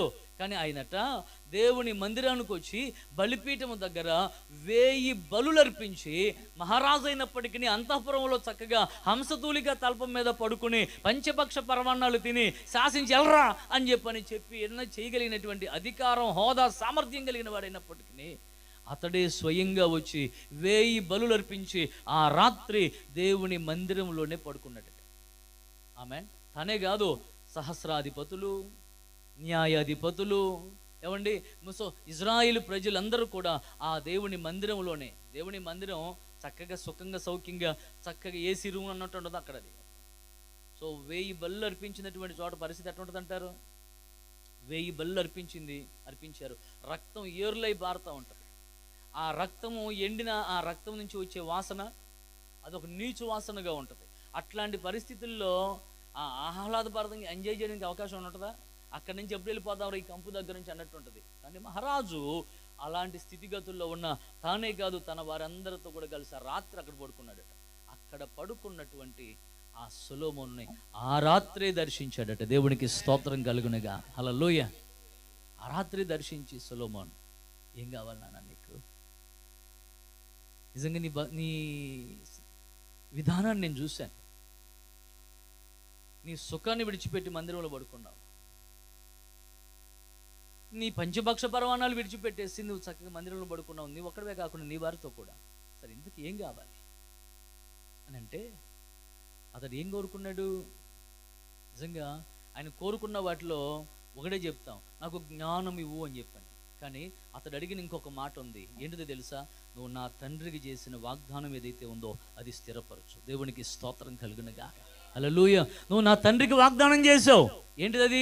రాజ్యాన్ని స్థిరపరుస్తానని, ఈ సింహాసనం మీద ఒకడు సూర్యుడు ఉన్నంత వరకు ఉంటాడని. ఆమేన్. హల్లెలూయా. ఆ వాగ్దానం స్థిరపరచయ్యా. ఆ వాగ్దానం స్థిరపరచబడాలంటే ఆ రాజ్యంలో ఉన్న ప్రజలకు చక్కగా వారికి నీతి న్యాయాలు చేయగలిగిన జ్ఞానం నాకు కావాలి కదా. ఆ జ్ఞానం అనుగ్రహించు. అతడు 2 కోరికలు అడిగాడు, ఒకటి కాదు 2 అడిగాడు. అతను ఏమడిగాడు? ఎన్ని అడిగాడు? ఒకటి, వాగ్దానాన్ని స్థిరపరచు. ఈరోజు మనం కూడా దేవుని సన్నిధిలో చేయాల్సిన ప్రార్థన ఏంటో తెలుసా? ప్రభు, నువ్వు నా ఎడల కలిగి ఉన్న వాగ్దానమో, లేదా తీర్మానమో, లేదా నీ ప్రణాళిక నువ్వు స్థిరపరచు, నెరవేర్చయ్యా. నీ దాసుని నోట నువ్వు పలికిన మాటను నువ్వు స్థిరపరచు స్వామి. నీ వాగ్దానం నెరవేర్పు కోసం నేను ఎదురు చూస్తున్నాను, అది స్థిరపరచు అన్న ఆశ కలిగిన వారముగా, దేవుని వాగ్దానాన్ని గట్టిగా పట్టుకున్న వారంగా, నిరీక్షించే మనస్సు కలిగిన వారమే మనం ప్రార్థన చేయగలగాలి. ప్రభు సన్నిధిలో కాచుకుని కూర్చోగలగాలి. ప్రభువా, నీ ప్రజలను పరిపాలించడం కోసం. వాళ్ళు నా ప్రజలు కాదు, నేను కాదు, నా మీద అధికారవి నీవు. నీ ప్రజలను నువ్వు పరిపాలించుట కొరకు పనిచేసే భాగ్యాన్ని నువ్వు నాకు అనుగ్రహించావు. నేను నీ సేవకుడను. స్తోత్రం. అన్న ఏమని ప్రార్థన చేసింది? నేను నీ సేవకురాలను. ఇప్పుడు సొలొమోను ఏమంటాడో రకంగా, నేను నీ సేవకుడను, ఈ ప్రజలను నడిపించగలిగిన, ఈ ప్రజలను నీ కొరకై సిద్ధపరచగలిగిన సామర్థ్యం, శక్తిని నాకు, జ్ఞానము నాకు దయచేయి అని ప్రార్థన చేస్తే ప్రభువేమన్నాడు? శబాష్. హల్లెలూయా. నువ్వు శత్రువు ప్రాణం అడగల, రాజ్యాన్ని అడగల, నువ్వు అడిగిన దాన్ని బట్టి నేను ముచ్చట పడిపోయాను నాన్న. ఇదిగో నీకు ఆ జ్ఞానాన్ని ఇస్తున్నాను, వాగ్దానాన్ని స్థిరపరుస్తాను, ఆస్తిని ఇస్తున్నాను, ఐశ్వర్యం ఇస్తున్నాను, నీకు కీర్తి ప్రతిష్టలను ఇస్తున్నాను. ఆమేన్. ఏమి ఇచ్చాడు? ఆస్తి, ఐశ్వర్యం. ఆస్తి ఏంటి? ఐశ్వర్యం ఏంటి? ఏమని చెప్పండి. ఆస్తి ఏంటి? ఐశ్వర్యం ఏంటి? ఆస్తి అంటే ఇల్లు వాకిలి. ఏంటిది? ఆ ఇల్లు వాకిలి, అవి స్థిరాస్తులు.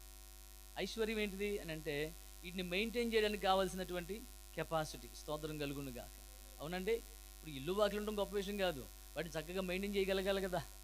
బండి ఉండడం గొప్ప విషయం కాదు, దాన్ని చక్కగా నీట్గా మెయింటైన్ చేయగలిగినటువంటి కెపాసిటీ. అంటే విషయం ఏంటంటే, ప్రభువు ఎట్లాంటి వాడంటే, మీ ఇంటికి వచ్చినటువంటి వాళ్ళకి ఇందాక రాగానే పాస్టమ్ గారు చక్కటి టీ ఇచ్చింది, చాలా చక్కటి టీ ఇచ్చింది. ఆ టీతో పాటు గ్లాస్ కూడా ఇచ్చిందిగా నాకు, అంతేనండి. గ్లాస్ కూడా ఇచ్చిందిగా.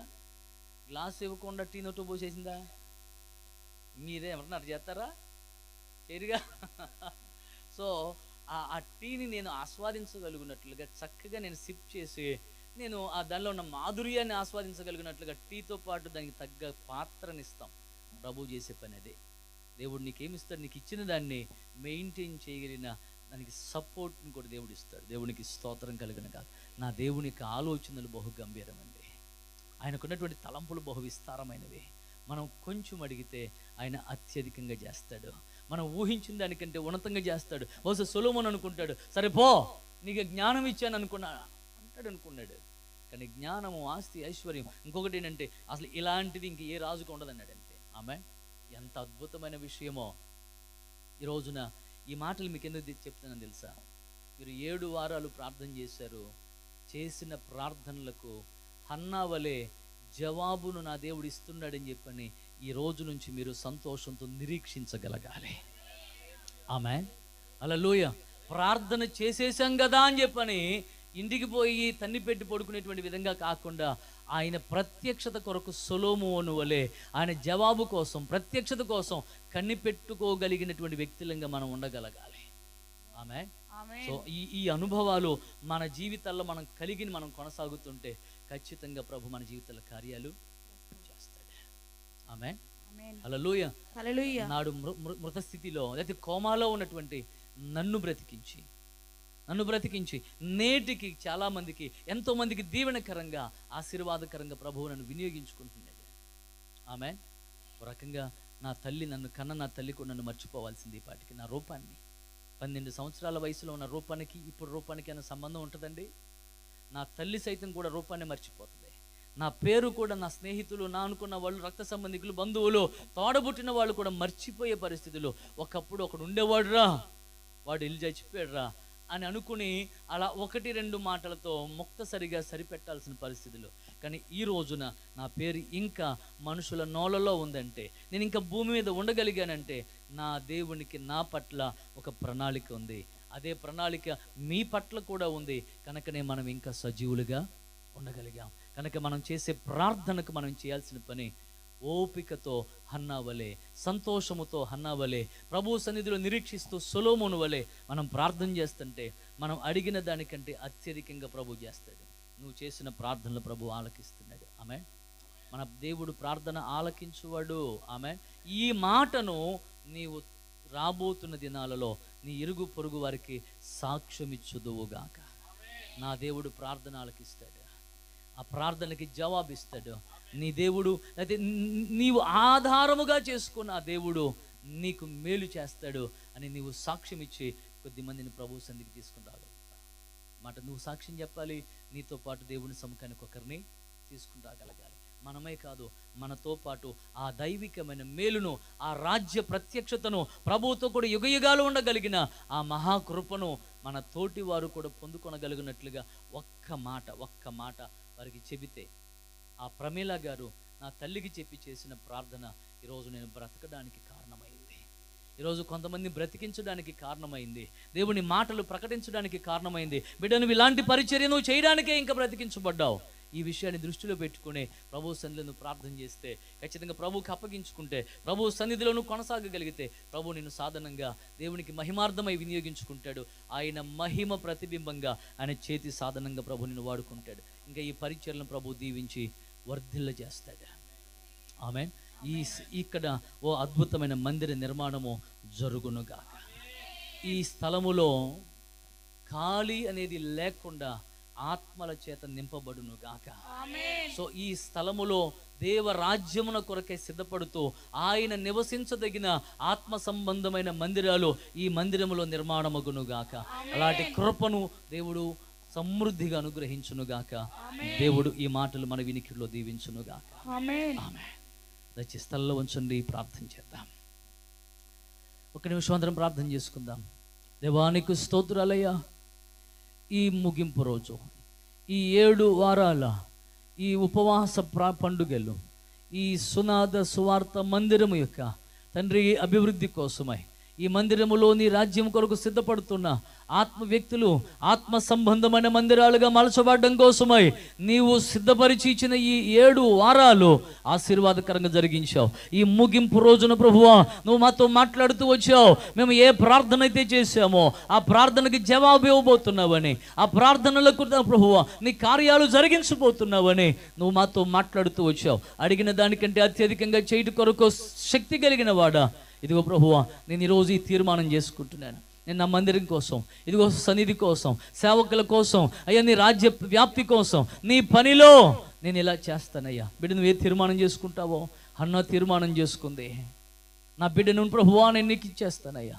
నువ్వు నాకు ఇచ్చినవి నేను నీ కొరకు ఖర్చు పెడతానయ్యా. నా బలాన్ని నీ కొరకు ఖర్చు పెడతాను, నా ధనాన్ని నీ కొరకు ఖర్చు పెడతాను, నా సమయాన్ని నీ కొరకు ఖర్చు పెడతాను. బిడ్డ నువ్వు ఏ తీర్మానం చేసుకుంటావో ఈరోజు ఆ తీర్మానంతో నువ్వు ఈ స్థలాన్ని విడిచి వెళ్ళగలగాలి. ప్రభు నీ జీవితంలో నువ్వు అడిగిన దానికి ఖచ్చితంగా కార్యం చేస్తాడు. నువ్వు ఏది అడిగావో, ఏమి కోరుతున్నావో ఈ రోజున విశ్వాసముతో నీవు ఈ స్థలాన్ని విడిచి, సమర్పణతో నువ్వు ఈ స్థలాన్ని విడిచి వెళ్ళగలగాలి. నువ్వు కార్యాన్ని చూడబోతున్నావు. స్తోత్రం, స్తోత్రం.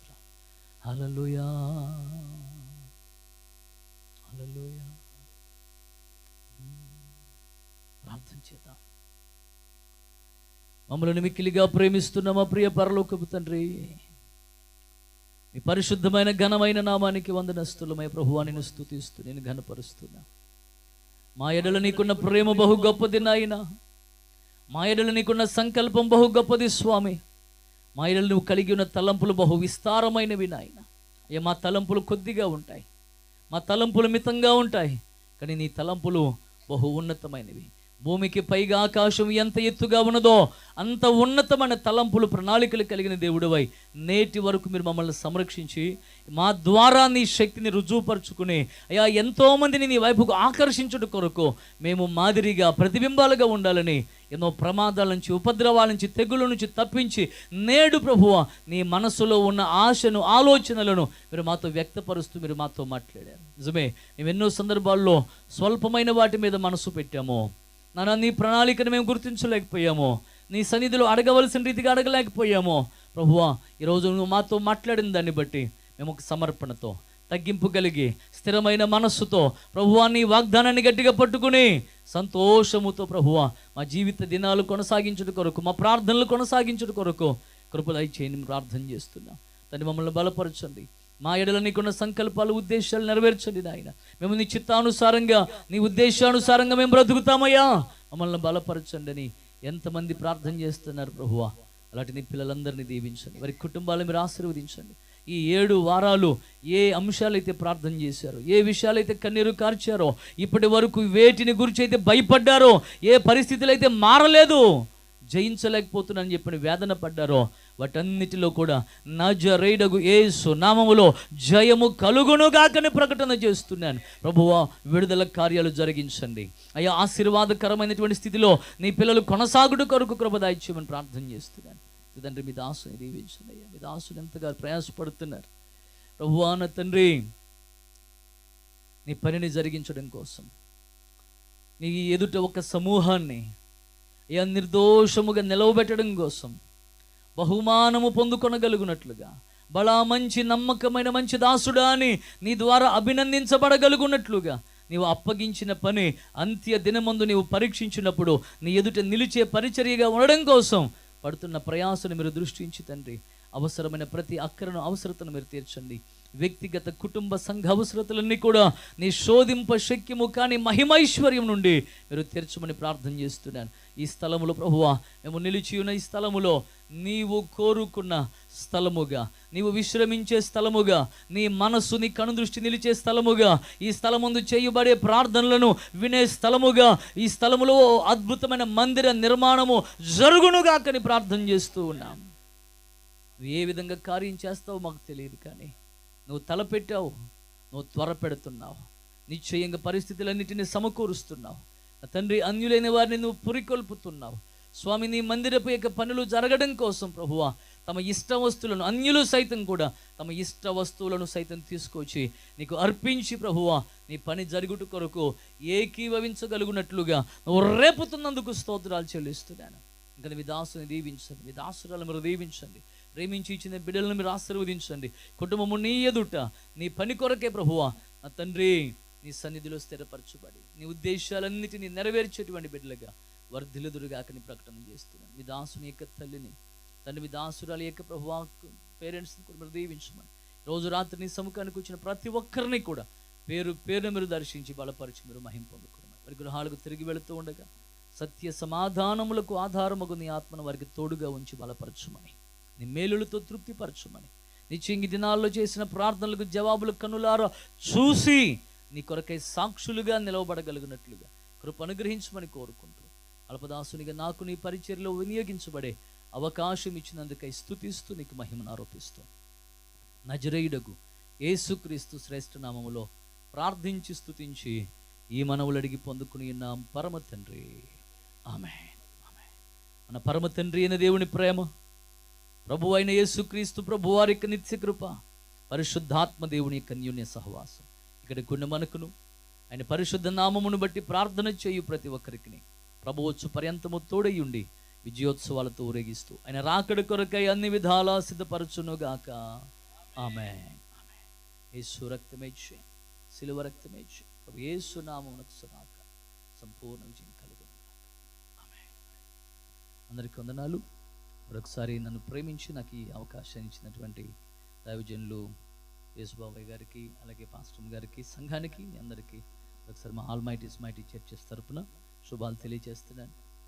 సో నాకంటే ముందుగా నీ దినాలు ఈ గత 7 వారాలు కూడా చక్కటి అద్భుతమైన పరిచర్య చేసినటువంటి దైవజనులు నా ఆత్మీయ తండ్రి సురేష్ గారు, వారికి ప్రత్యేకమైన వందనాలు. అలాగే షాలేం గారు, రాజబాబు గారు, సో రత్నం గారు, సమూయేలు గారు, అబ్రహాం గారికి కూడా నా హృదయపూర్వకమైన వందనాలు తెలియజేస్తున్నాను. ప్రభు మిమ్మల్ని అందరినీ దీవించి ఆశీర్వదించును గాక. God bless you.